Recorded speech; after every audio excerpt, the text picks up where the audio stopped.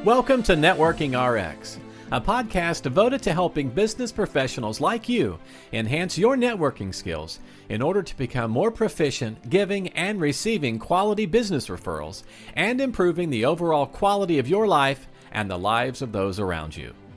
The Networking RX podcast is a production of AmSpirit Business Connections, an organization whose mission is to empower business success through networking. There's a quote from Carl Edwards, and if you don't know, he's a NASCAR driver. But this quote, I heard this quote. I'm not a big NASCAR fan, but I heard this quote and it stuck with me. And he said, and I'm paraphrasing, but he said the most difficult part of racing isn't the speed. It's when you're going 180 miles an hour and suddenly you're driving through a cloud of smoke. You can't see. You don't know if the track ahead is wide open or if there's a wreck waiting for you.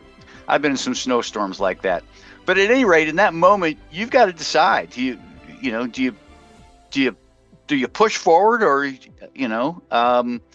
guess do you stop, or you just trust yourself and push through? One or the other. And that's not just racing, right? That's life. That's business. That's networking. Because to be honest, most of us are moving fast. We build careers. We're growing businesses. We're making decisions. And a lot of time most of the time we're doing without perfect visibility because you don't know. I mean, I think that's part of the excitement of being in business. You don't know if the next move is opportunity or it's collision. So what do? Well, you certainly rely on preparation. You rely on instinct, and mostly you rely on the people around you because in racing, no one wins alone, right? There's always that pit crew, and that's exactly where we're going with today's conversation. Calvin Sales III is an entrepreneur, financial strategist, and author of the book Gear Shift, What High-Performance Cars Teach Us About Success in Business and Life. And he's over a career that spans 5 industries from hospitality, banking during the Great Recession, to now financial services. He's learned that success is not about luck, it's really about systems. He's also built his philosophy on a simple but powerful lesson, which he learned from his grandfather. There are no shortcuts. You have to show up the right way and surround yourself with the right people.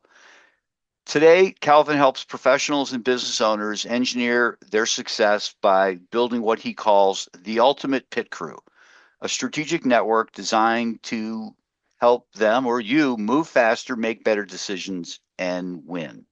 Calvin, welcome. Good morning. Good afternoon. Thank you, Frank, for having me. Yeah, I don't know when people are listening, so it could be morning, good afternoon, could be overnight. Who knows? Doesn't matter. So let's start. Right. Let's start here. When you think about the moment of that moment of uncertainty I described, whether it's on the track or just in life, where you're moving fast but can't fully see what's ahead.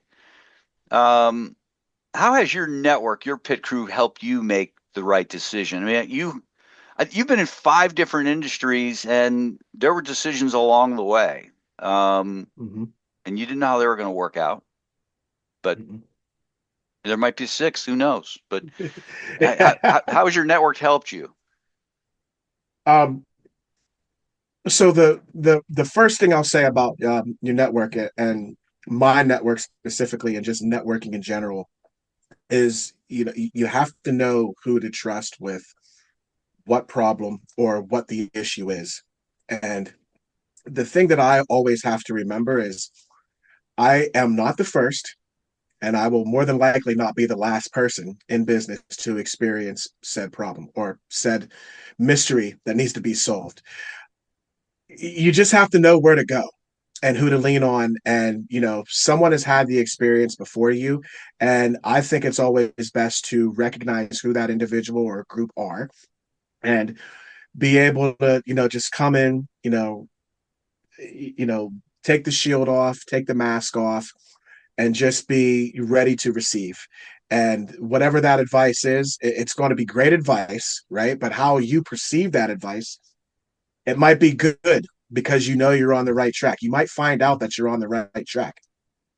Other times you might find out that you're on the wrong direction, that you're going the wrong direction. And you really need to be ready to receive both. because the way you look at your problem versus what somebody from the outside is going to view that issue or that concern could be completely different. And the same thing that I'm instructing my clients with, things that are going on in the world is we have to manage our emotions to make good business decisions at the end of the day, because those good business decisions are going to be what gets us closer to our goals, whatever that might be. So that's how my network has really benefited me, and I would even say that some of them are my counselors. I would have to also counsel them. You just never know what type of hat you're going to need to wear when these problems come up. You're going to be the person that they have a beer with, or the person that is just going to say, hey man, you know better, you shouldn't do that, and I'm disappointed. You have to be ready for that on all sides, positive, negative, somewhere in the middle. But the goal is you have to get out of that funk, or um you're not, you're just going Yeah. to remain there. So you always have to find and focus on how can I make things better. And that is, that's something that we all need to do in business Yeah. continually. What as you were talking, the thought that came to my mind is that the most important decision with respect to networking is just deciding there's a network out there and you need to lean on it. I look back to when I was that young attorney in private practice, um, just starting out, or even when I was with the firm. It was me against the world, um, and everybody was my competition. And then when you start to realize that, yeah, there are other people out there and they do have the answers. And um, Right. I remember a client not paying me $500 and just pretty much saying they weren't going to. It was gone. And Mm-hmm. going into my what is now AmSpirit Business Connections meeting, um, and kind of being in a funk, right? Um, Yeah. and sharing that with somebody, and they just kind of laugh. Yeah, that happened to me last month too. It's like, oh, okay, wait a minute, you survived. I'm going to survive. Mm-hmm. To your point, it's like, I'm not the first. I'm not the first that was ever been Yeah. jilted out of $500, and that certainly wasn't the last $500 I lost out on. But Right. so anyhow, um, in your book, you talk about 7 roles in your pit crew, and we can certainly roll through Mm-hmm. those. Um, Sure. but if someone listening feels like they're driving alone right now, where should we start? What role matters most? I guess first, let's kind of talk about the different roles that are out there. I have them written down. You probably have them. Mm-hmm. You probably know them by heart. Let's see. Let's try. Yeah. Well, I'll just race through them real quick because I Yeah. wrote them in my notes. Mm-hmm. The chief mechanic, your primary mentor. Mm-hmm. The Yep. strategist, your industry advisor. The sponsor, your champion. The Yep. chief crew, your peer group. The specialist, your skill developer. The scout, your market intelligence. And 7, the rookie, your mentee, person you're Mm-hmm. mentoring. Yes. Um, Yes. so someone just starting out, where should they look? So when I wrote this, not all of these are necessarily in order, right? Sure. I just think of, because there's a lot of trial and error in these positions too. Um, I would say even in our careers, I shouldn't say nobody, because there are a few or maybe some, right? But nobody is working the same position than where they started, over the beginning of their career. Business is just going to naturally transition, if you will. So for me to start, when I started my practice of, the first thing I had to realize was that mindset is critically important. Going from someone who is being told when to show up, where to be, how to dress, what their salary is going to be, what their hourly wage is going to be, what tasks they need to do for the day, to someone that is completely okay. Well, I don't have to get up. I could sleep in, but is that really what's best for my practice? I could forget this task and maybe do it tomorrow because maybe I'll have more time or more focus to complete it. or take that a step further. I could work on this and go out and meet people, but I'm not going to because I'm feeling shy or I'm feeling anxious, right? Those are real feelings. You have to get past those. The first thing that you have to recognize is you have to be disciplined. One of the things that I learned being going into business for myself was, as an entrepreneur, they always, like, the running joke is, you can work at whatever hours you want, but they don't tell you when you kick off the business, you have to work all the hours. There's Yeah. not just late nights. There's early mornings and late nights, and work through lunches. And I have a five. She'll be 5 in June, so I love going to all of her swimming classes, but we have conversations that I might not be able to make every Yeah. single swimming class. I'm going to try to make as many as possible, but I might not see every practice. I will be at every meet. That's a non-negotiable. I will be at every swim meet. I will be at every competition. I will support you.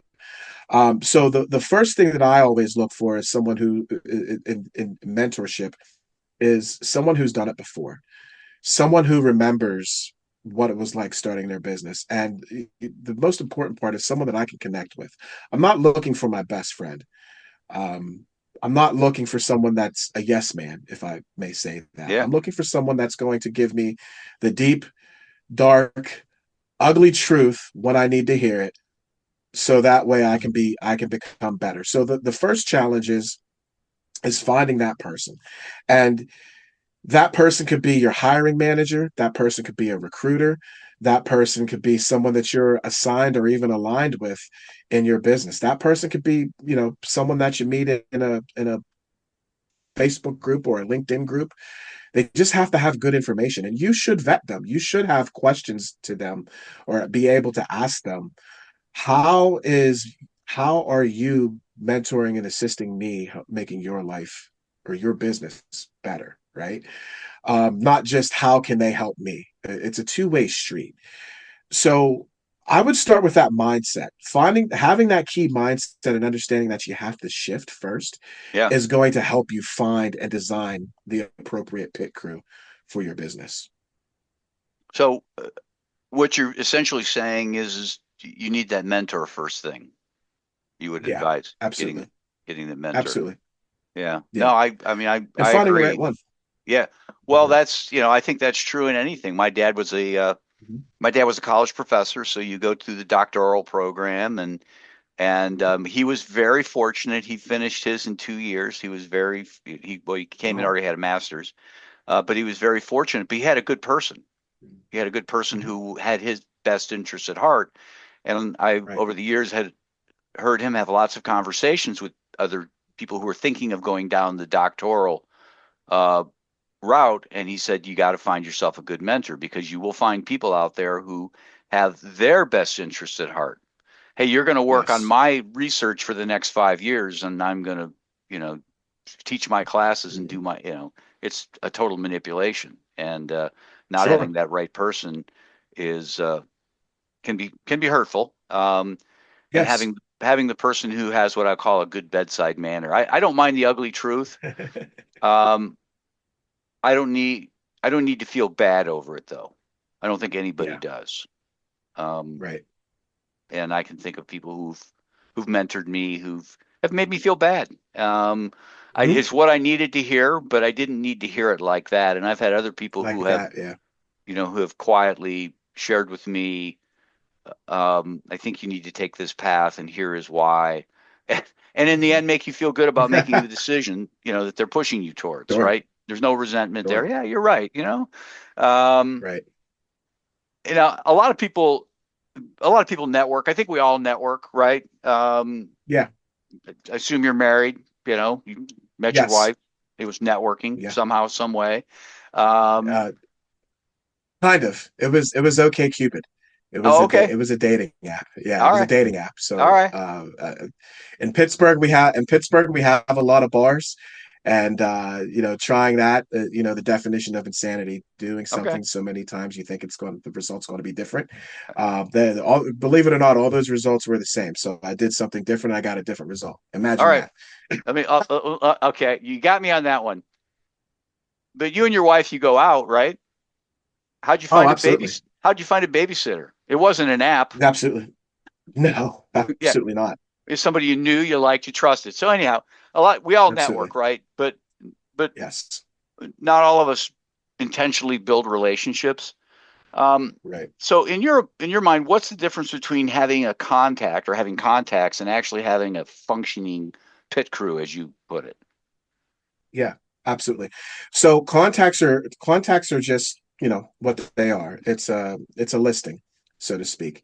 You I don't even want to say like you need something, right? Like, we used to look back in the day. I'm probably dating myself, but the Donnelly directory, the yellow pages, right? You needed a Yeah, plumber. He looked up a plumber, and he yeah, looked up P, and he found a list of plumbers in the yellow pages. And um, arguably, you could say the same thing is what social media broadly. You need a plumber. You go on Google or one of the AI things, and you say, "Hey, I need a plumber in my area. This for this reason." And you get a listing, right? yep, That's a contact. You're making contact with that person. A relationship is developing. Um, Beyond that relationship, you understand that person's character. You understand a little bit. Maybe they haven't shared with you the full reason of their why or how they got into the business, but you can see it. Like it's abundant. You can see it in the way they act, they carry themselves, they look you in the eye. You know things about them. You know their family. They know your family. That's the forming of a relationship. That is the difference that I view a contact versus someone that I'm developing a relationship of, hey, I like you, I know you, and I trust you. And I'll take that a step further. Um, would I refer you as a part of that as well? Would I refer you to my mom or my dad?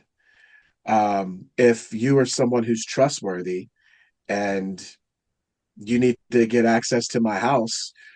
So perfect example. Last week, I was at my AmSpirit meeting, and because I was at that meeting with my wife, who's also a member of the group, we were also at that exact same time because that's when the availability was for the schedule, getting a new furnace and new AC put into our home. Well, we weren't missing the meeting, and they weren't going to come later.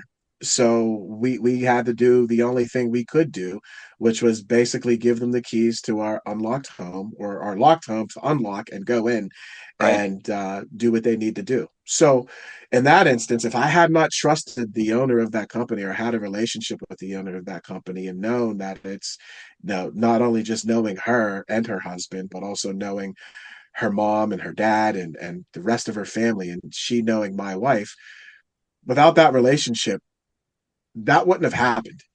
And that really is the difference. So that relationship is really important when it comes to developing your pit crew because you know where to go. Like not everyone is going to be an expert at all things. And back to your comment at the top of our conversation about driving through a cloud of smoke.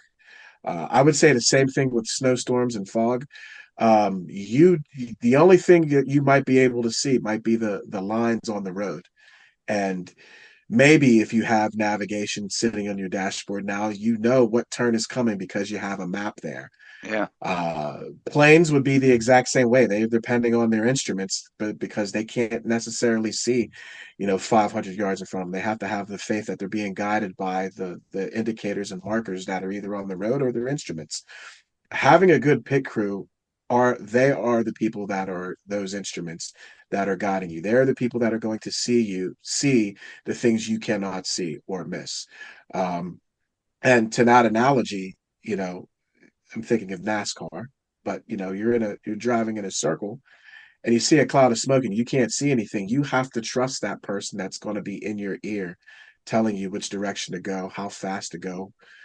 Do we ease off the gas? Do we push the gas through the floor? That's what a good pit crew is going to do for you in business. They're the people that are going to see the things you miss, but also they're going to be the people that encourage you along the way to hold steady in times of what I would think as a driver not being able to see could be disastrous, yeah. right? So having that faith in them is critically important when you need them. You had talked about, you mentioned this in the back of your book, your grandfather's lessons, that there's no shortcut. You always need to present yourself well. How does that show up in today's world of social media and digital networking? So the attention span of people right now, I believe, is shorter than it's ever been. I want to say when I learned this, I thought it was like 15 seconds to have and I thought that was short, but now I'm understanding today's world, it might be like 3.5 or maybe 5 seconds. Right. You have that ability to capture that time frame to capture someone's attention. So I think, making a great first impression, you never have that opportunity again. Making that great first impression is going to make or break you. My mom and my grandfather were always very adamant about dressing the part. When I first got in business, it was suit, button-down shirt, tie, pocket square. To show a little bit of myself, Right. I might have some either coordinated or cross-coordinated socks that were often a conversation starter, especially when I'm targeting as my business in the financial services world. I'm targeting families or people that are just starting out with their families. So, maybe having, I don't know, Danny Go or Miss Rachel or whatever Disney character socks on, that usually gets kids' attention, and that's a nice little icebreaker to have some conversation.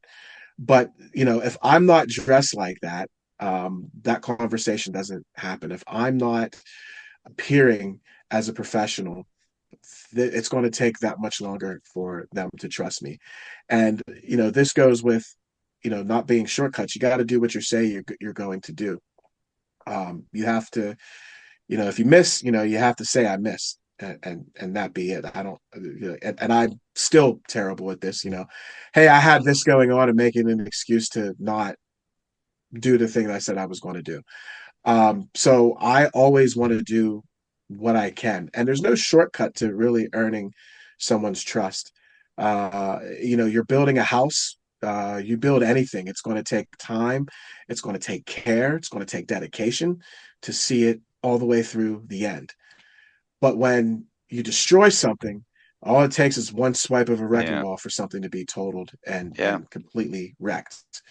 So, building something is going to be very critical to everyone's success in business, regardless of regardless of who their end user is or the people that they're targeting, because you have to be able to build that rapport with them and be able to recognize that they are someone that could trust you, or you are someone that they could trust, and have the ability to work with together to reach a common goal, to reach their goal, in Yeah. fact. Now, to talk about building trust, you've moved across several industries here. Mhm. How did your network help you make those transitions without really losing momentum? Or did it? I Yeah. guess I was. Um, so social media is one of the things that for me, I'm afraid of it. That's why I hired someone to manage it for me, and I'm still like the controls of it. I watched my grandfather just navigate life through word of mouth. Just someone who was very charismatic, and would look you in the eye and tell you the truth, and even if it was bad news, he'd be smiling. He just always had this way about him. And when you're changing industries, you have to understand that you're not starting over, you're repositioning. You are repositioning to the next step. But if you are someone who values that relationship, and they value you as being part of a relationship, like, I'm already thinking about other ways of how changing industries could be better for all parties involved, because of the things that I will have more access to. In this example, I guess I'll just use people. Any business where you have access to more people and more people to talk positively about you, I think that's always going to result in the shortest conversion rate, versus someone that you're meeting cold and changing industries, and you're saying, well, hey, I'm a little new to this is my first time. That's not a good way to build trust, at least not immediately.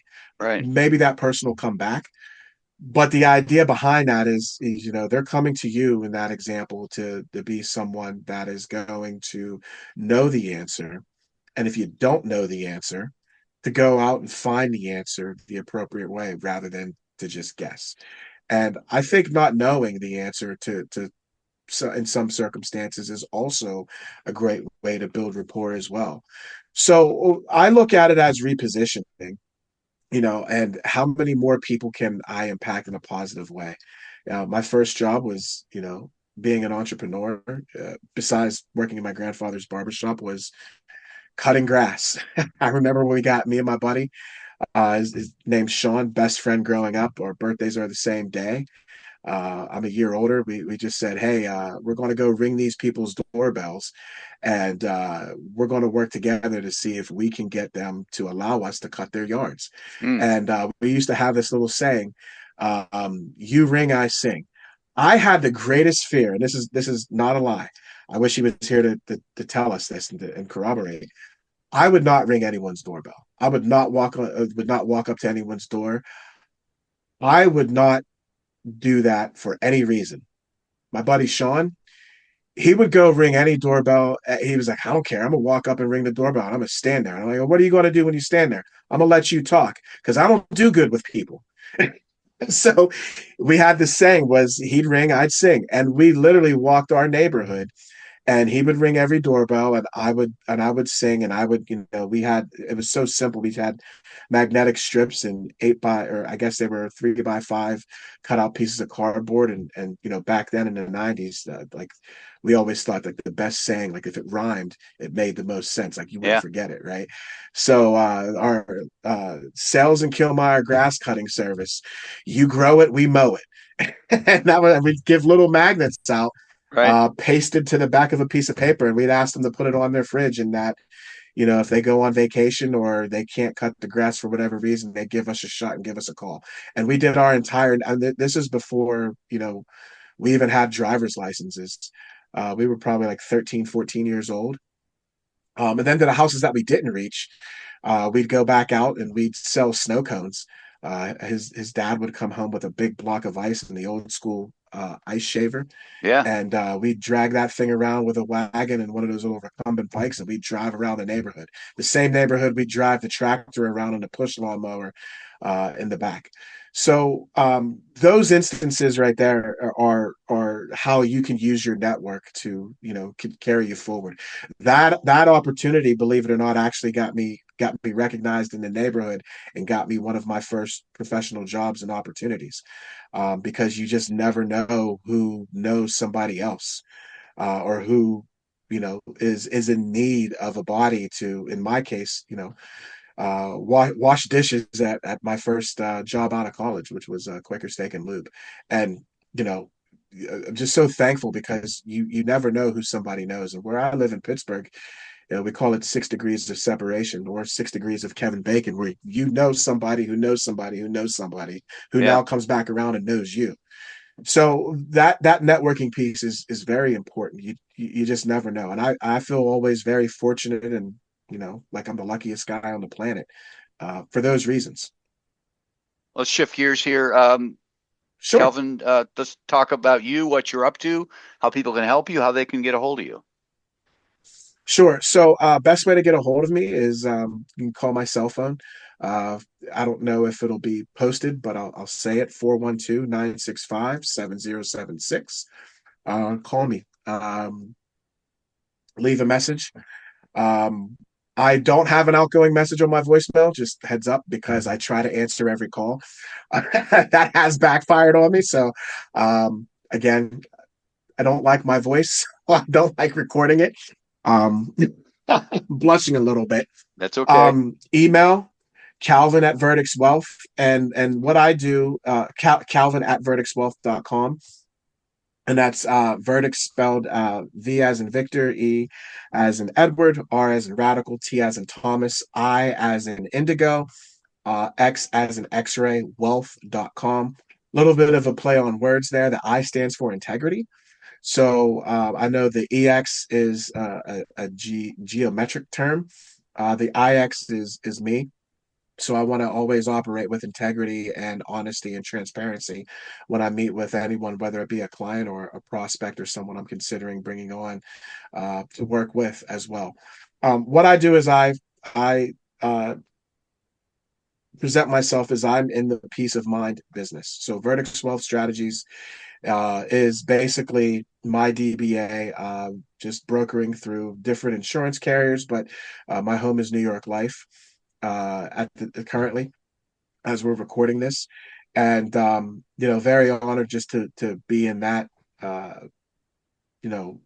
that company of high esteem, and just aligning with my, I guess, moral code and moral direction of always doing the right thing by the customer. So that's the easiest way to get a hold of me. Calvin at verdictswealth.com is my email, my cell phone number. You can find me on Facebook, Calvin Sales, Verdict's Wealth Strategies. Find me on LinkedIn the exact same way. Well, I appreciate your time today. I really do. I'm really excited, and I can't wait for this to be released. Thank you so much again, Frank. This is an honor. Okay, let's bring this back to that image of racing through smoke at 180 miles per hour. Because whether you realize it or not, you're already in that moment. We all are, right? Business doesn't come with perfect visibility. Relationships don't come with guarantees, at least not in my life. And generally the road ahead for any of us, it's not always clear. But the truth is this, is that the people who keep moving forward are the ones who don't slam on the brakes or crash out. They're not the ones with the best of luck either. They're the ones with the best support systems. They've built, as Calvin puts it, a pit crew. They've surrounded themselves with mentors and peers and advocates and learners, and they've created a network that helps give them clarity when things get cloudy or smoky. So the question isn't whether you'll face uncertainty. You will. You probably are facing it right now. The question is, when the smoke shows up, who's in your pit crew? Because that might be the difference between stopping and breaking through. Thanks for joining us on the Networking RX podcast. Please put what you've learned into action today and let us know if you have questions, comments, or ideas for future topics. You can email them to us at podcast@amspirit.com. That's AmSpirit.com. Finally, so you never miss an episode, be sure to subscribe to the Networking RX podcast through iTunes, Overcast, or however you receive your podcasts. Now get out and network with someone. The Networking RX podcast is the copyright production of AmSpirit Business Connections. All rights reserved.